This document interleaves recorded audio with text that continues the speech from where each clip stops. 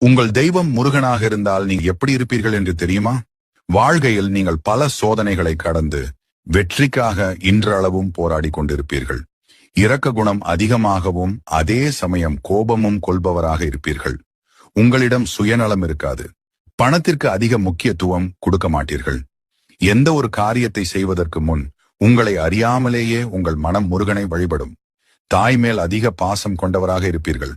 இந்த வீடியோயை இப்போது நீங்கள் பார்த்து கொண்டு இருந்தால் கண்டிப்பாக நீங்கள் ஒரு தீவிர முருகன் பக்தனாக இருப்பீர்கள். ஆமாம் என்றால் கமெண்டில் ஓம் முருகா என்று சொல்லவும். முருகப்பெருமான உடன்போடு வழிபாடு செய்யுங்க. கருகி போன வாழ்க்கையை கூட கந்தன் கண்டிப்பாக புத்தம் புது மலராக மாற்றி தருவார்.